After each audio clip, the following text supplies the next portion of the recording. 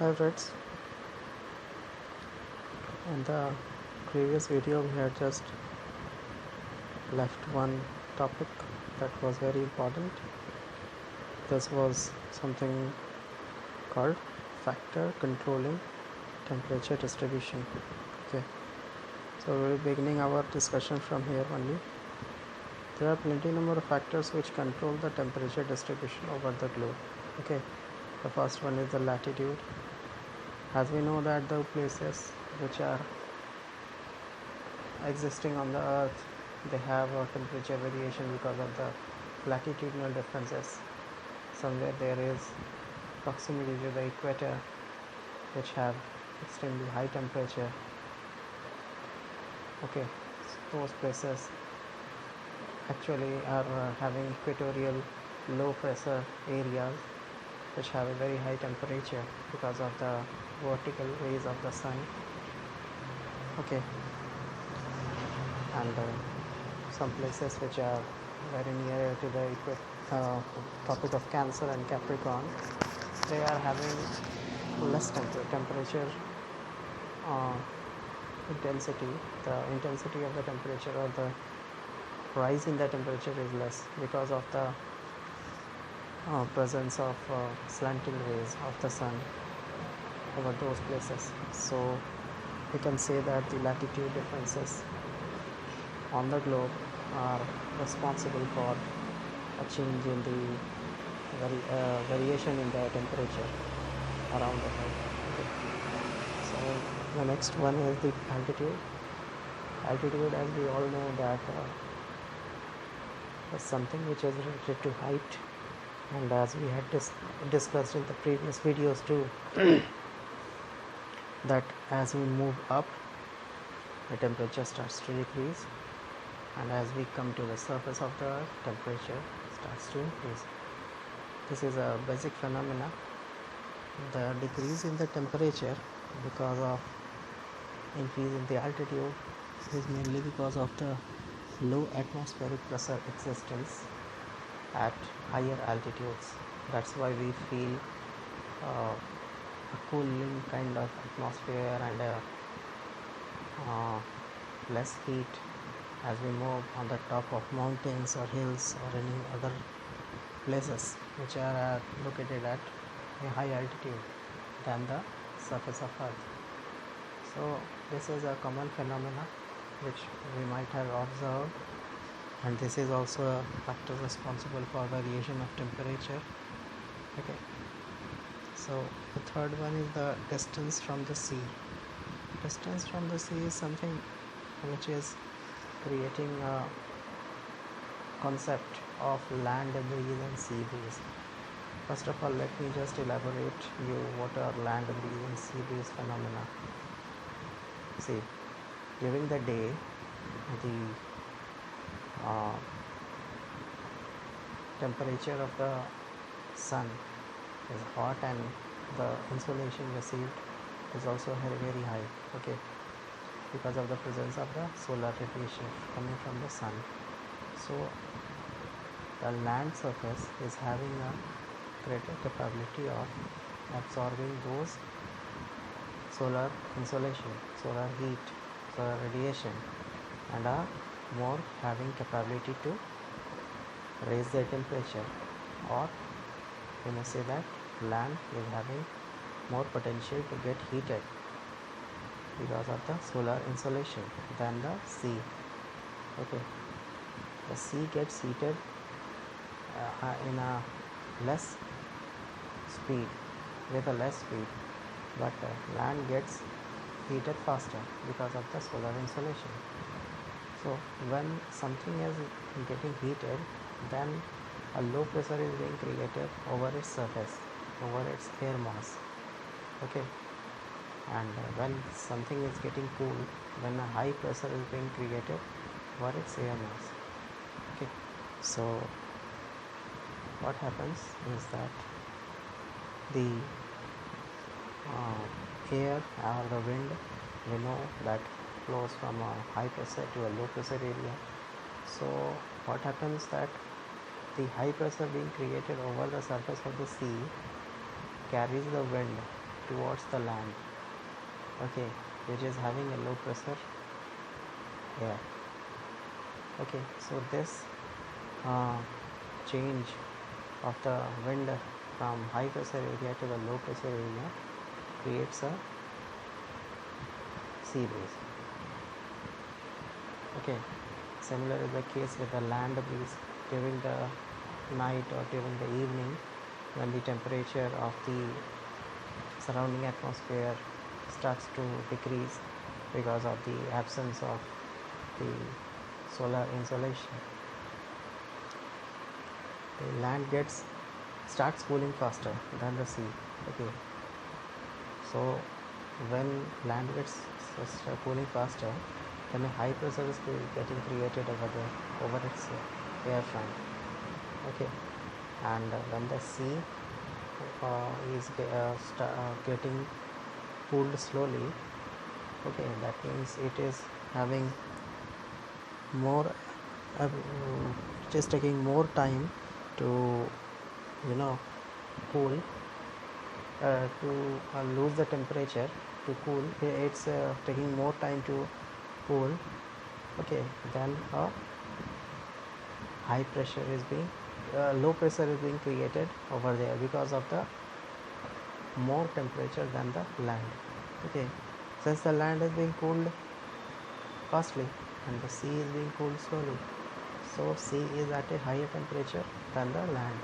So when higher temperature is existing over a place, then a low pressure is being created over its air front, and vice versa. So if the land will be getting cooled faster, then a high pressure is being created, and that high pressure will be carrying the wind forward to the low pressure over the low pressure area, that is over the sea. So this phenomena creates land breeze, which is actually the flow of wind from the land to the sea, or from the higher pressure to the lower pressure, because of the faster and speedy cooling of land than the sea. This phenomena is called land breeze. So these land breeze and sea breeze phenomena are quite relatable, so that you can just predict that whether a place is going to be having some temperature variation or not.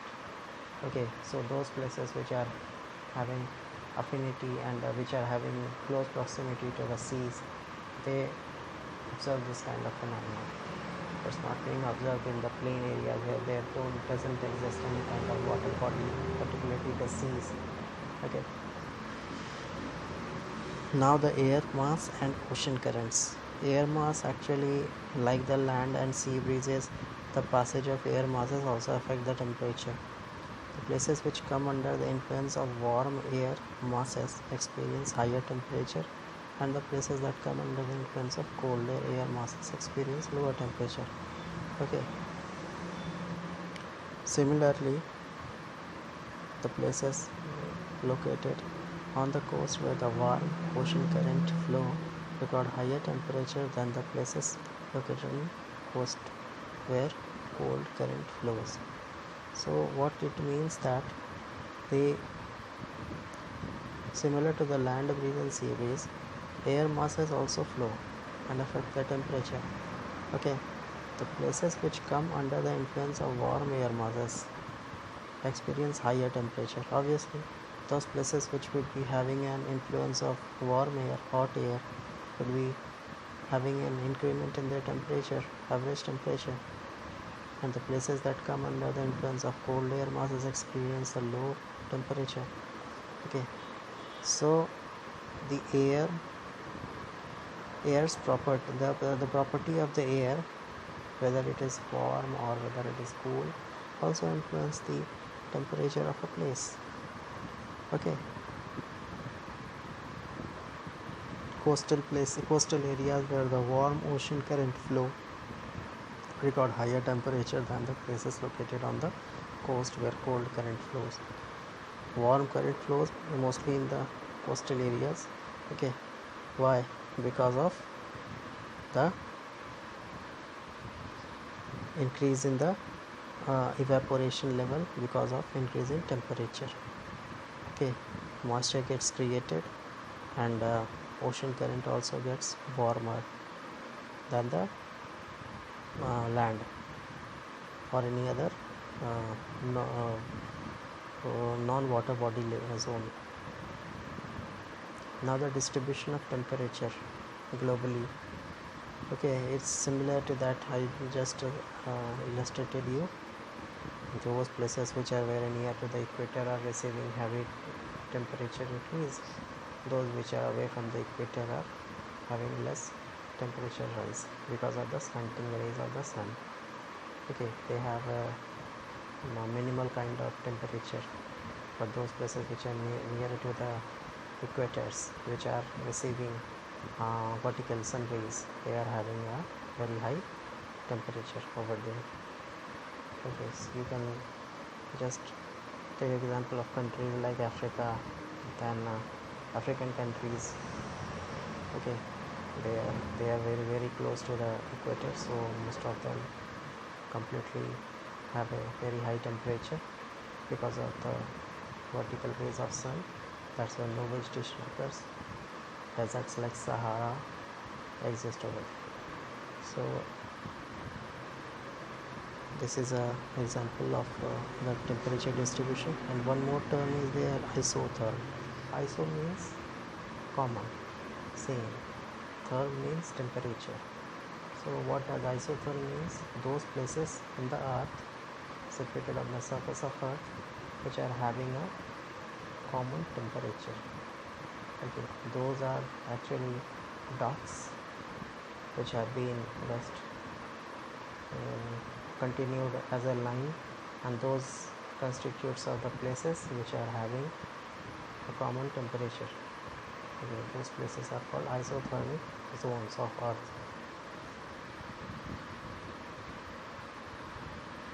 Okay, next one is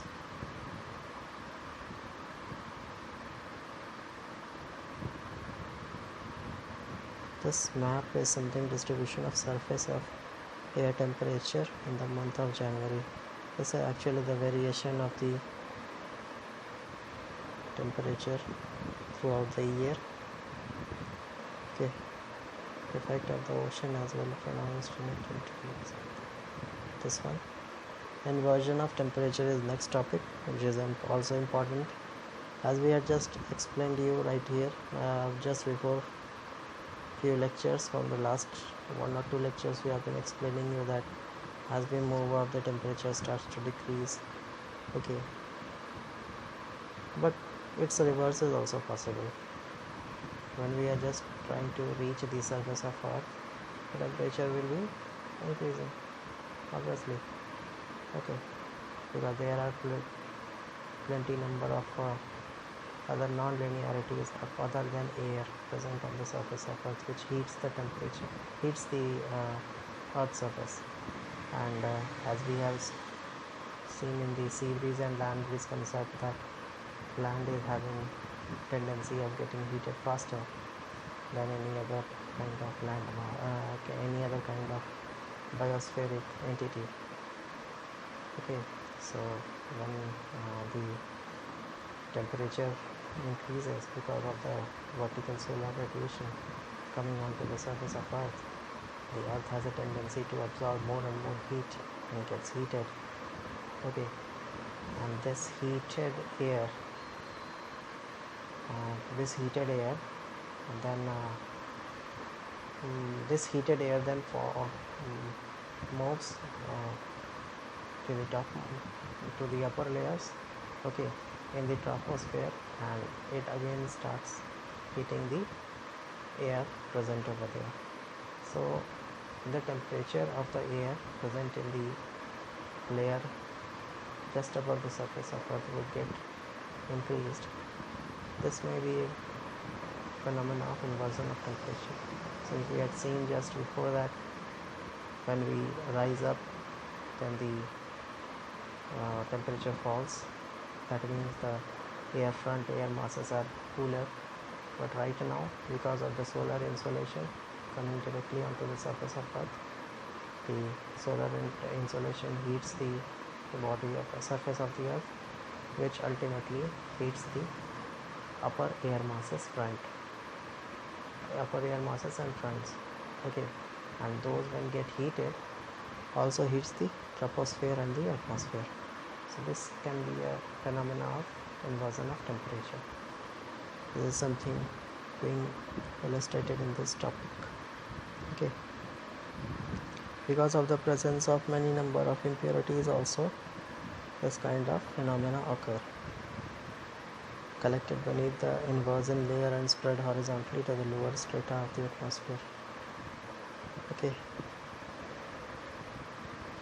one air drainage concept is there. The inversion takes place in the hills and mountains due to air drainage. Okay, cold air at the hills and mountains produced during night flow under the influence of gravity. Being heavy and dense, the cold air acts almost like water and moves down the slope to pile up deeply in pockets and valleys bottom with warm air above. Cold air at the hills and mountains under the influence of gravity moves down the slope of the mountains and hills and gets accumulated at the bottom, and above that warm air gets deposited. Okay, so on the lower layer in the slope of the mountains cold air exists, okay, and above that the warm air exists. So this is called as the air drainage. As we have seen also you might have seen also observed also when you are just going onto the hill, on the top of the hill you might be having a increase in the temperature of the air fronts around, but when you are just passing through a valley you would be observing the opposite phenomena. You would be passing through a sea of cold air masses when you are just inside a valley, but when you are just going on the top of a mountain which is having a valley like structure, because of the accumulation of the warm air fronts, warm air masses, you experience a increase in the air surrounding you. Okay, so this is also given in the box one concept. Let us see what's there. Planck's law states that hotter a body, more energy it will radiate, and shorter the wavelength of that radiation. We had studied also before, and it's also something related to 11th or 10th class physics.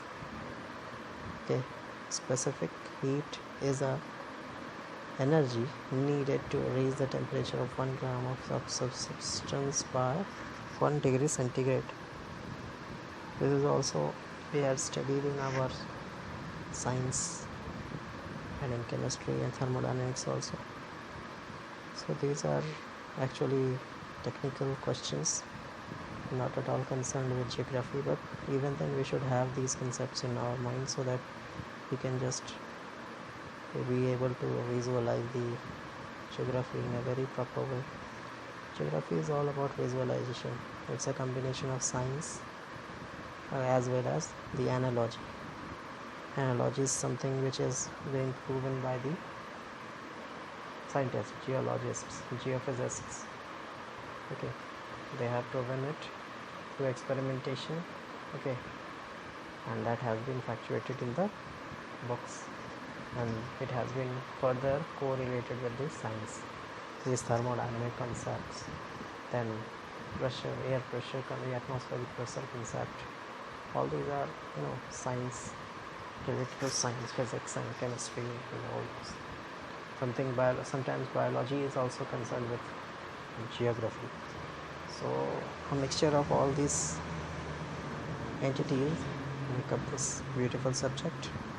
I hope you are enjoying the videos, and do comment me below if you do have any queries related to any of the topics which we have discussed so far, and I will be happy to answer you all. And please like, share and subscribe to my channel Catapult Vlogs. Thank you.